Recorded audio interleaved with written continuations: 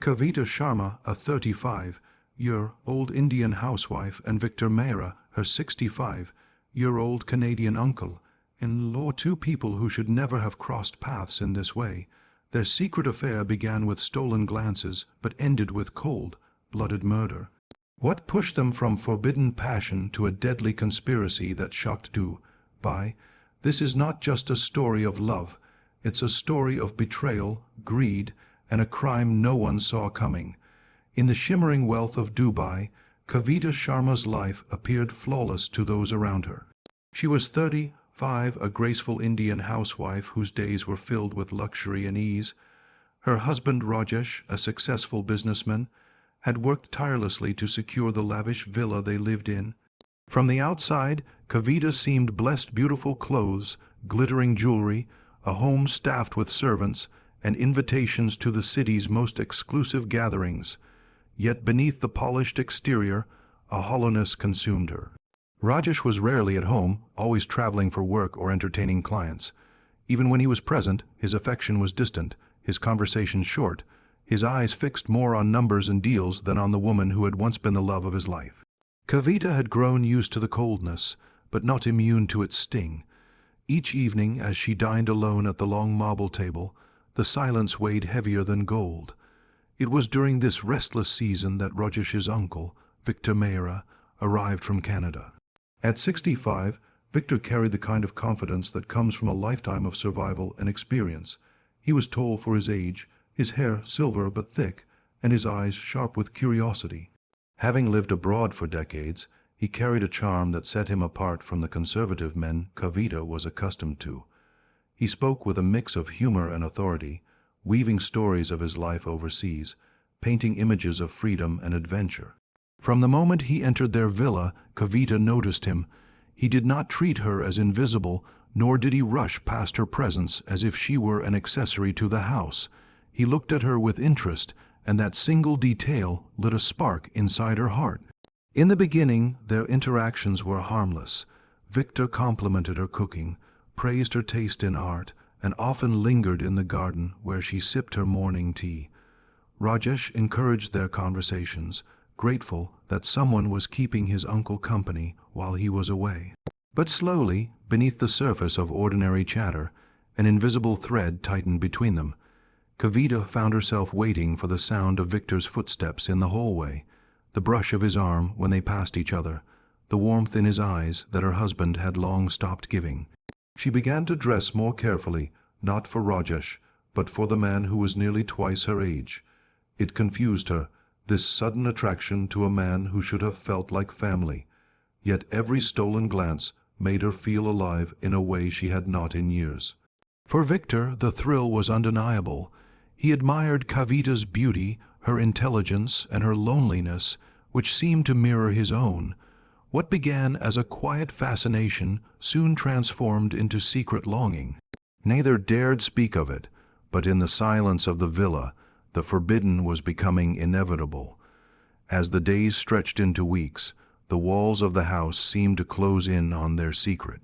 Their connection was a flame hidden in the dark, waiting for the slightest breath to burst into something uncontrollable. For Kavita, what had started as curiosity was already turning into a dangerous temptation that would change everything. Kavita's world had shifted. The loneliness that once smothered her was replaced by a new rush of energy, the kind that made her heart race in the middle of the night and her hands tremble with anticipation during the day. The presence of Victor had grown from a quiet comfort into something intoxicating. Every meeting felt like stolen time, every conversation like a hidden treasure. For the first time in years, she felt alive, as if she had stepped into a secret life invisible to everyone around her. The affair began in whispers, glances that lingered too long, and moments when they found themselves alone, both aware of the forbidden electricity between them. What started in the safety of Rajesh's villa soon slipped into riskier choices. Kavita would invent excuses to leave home, telling the staff she was running errands, when in truth she was meeting Victor in quiet corners of the city. They chose hotel rooms hidden from prying eyes, where laughter and passion replaced the silence she had once endured. With Victor, she discovered not just companionship, but a dangerous kind of freedom, the thrill of breaking every rule that had once defined her life. Victor was equally consumed. The age gap that might have seemed a barrier became part of the allure. To him, Kavita was the youth and beauty he thought he had left behind. He showered her with gifts, perfume, diamond earrings, silk scarves, and spoke of a life they could build together. His promises carried the weight of possibility, whispering of escape from the suffocating walls of her marriage. Kavita clung to every word, believing in the dream of a future in Canada, far away from the scrutiny of family and the dullness of duty, but the secrecy had its costs. Servants began noticing the small changes: Kavita's sudden late nights, her unexplained smiles, the quick closing of her phone when someone entered the room. Rajesh, often too busy to pay attention, dismissed the oddities at first, but murmurs traveled through the household. Gossip began to grow, faint but persistent, casting a shadow over her carefully hidden desires.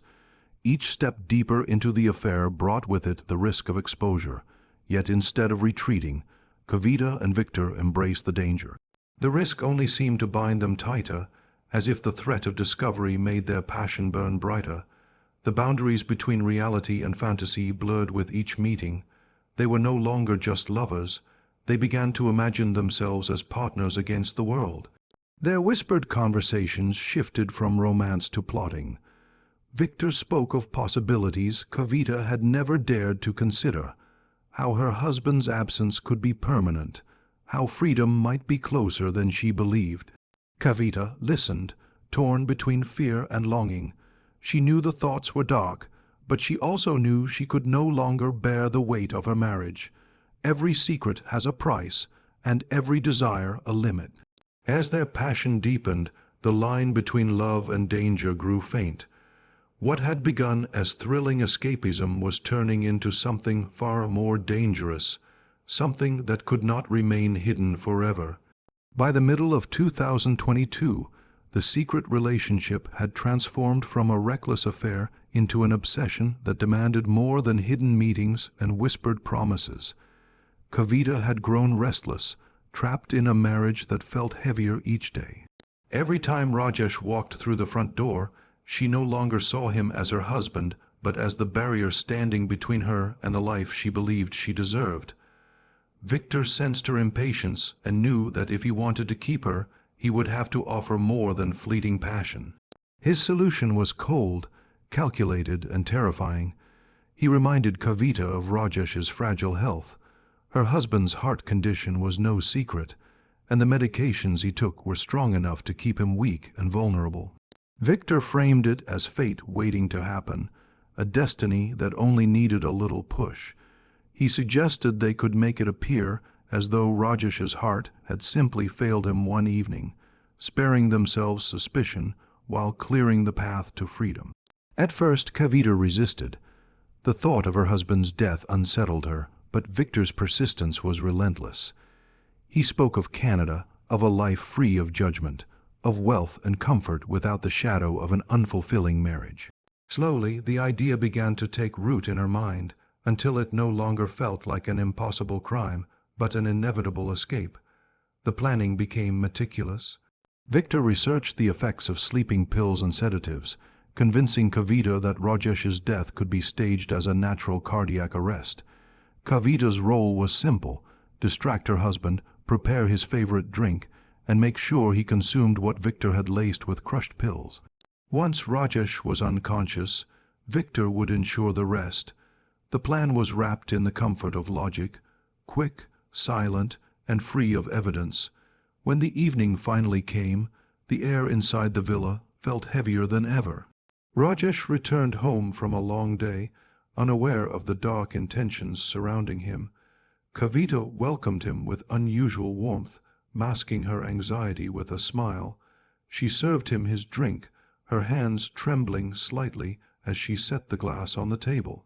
Rajesh, exhausted, barely noticed. Within an hour, his body grew weak, his movements sluggish, and soon he slipped into unconsciousness. Victor emerged from the shadows of the room, his demeanor calm, his actions deliberate. Kavita, though terrified, followed his instructions. Together they carried out the act in silence, suffocating Rajesh as he lay helpless, ensuring his breath never returned. It was over in minutes, yet the silence that followed stretched endlessly, wrapping the villa in an unnatural stillness. They quickly set the stage, straightening his clothes, placing his medication nearby, and arranging the room to look undisturbed. By the time dawn arrived, the scene was ready for discovery. The following morning, grief echoed through the household. Family and friends arrived, devastated at the sudden loss. Doctors confirmed what appeared to be a heart attack. Tears flowed, condolences were offered, and Rajesh was mourned as a man who had simply succumbed to his illness. Hidden behind veils of sorrow, Kavita and Victor exchanged glances, their dark secret buried beneath the weight of stage tragedy.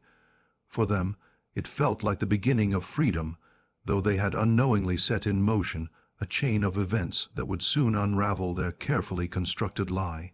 The days following Rajesh's death passed in a haze of mourning. Friends, business associates, and distant relatives came and went, offering condolences and sharing memories. Kavita played the grieving widow flawlessly, her face hidden beneath a veil, her voice trembling as she thanked visitors for their sympathy. Victor, too, took on his role with ease, appearing as the supportive uncle who had flown across the world to be by the family's side.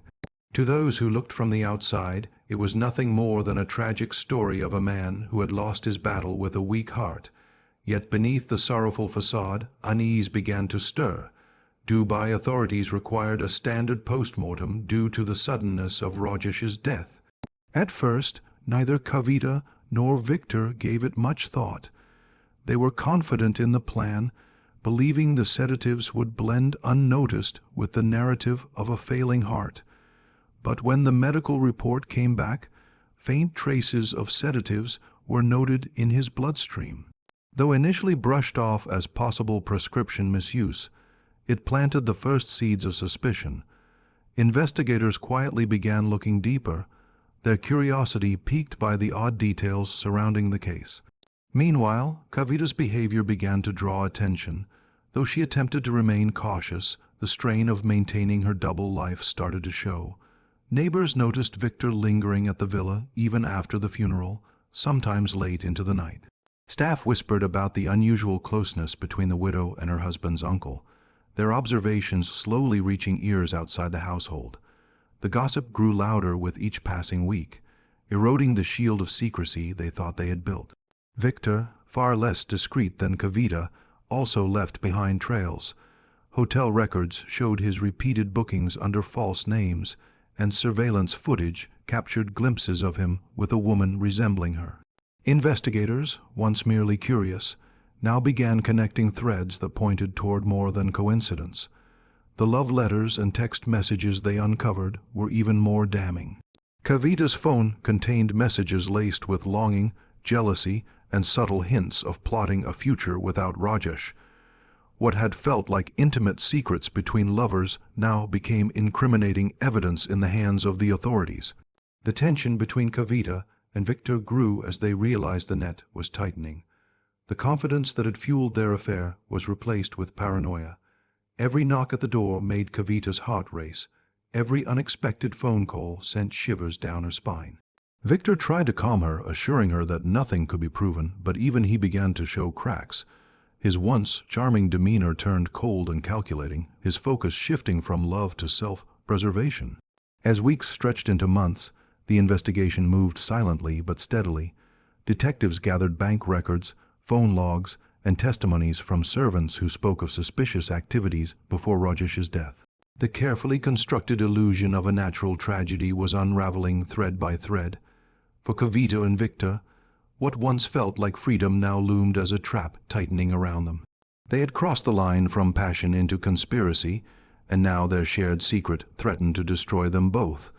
The mounting suspicion eventually erupted into confrontation when the police summoned both Kavita and Victor for questioning.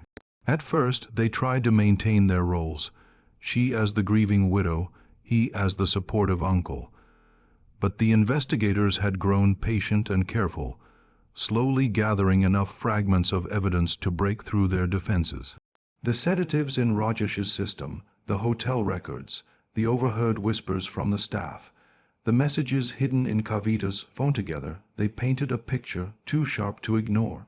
What had begun as quiet interviews soon transformed into hours of intense interrogation, each designed to push them into making a mistake.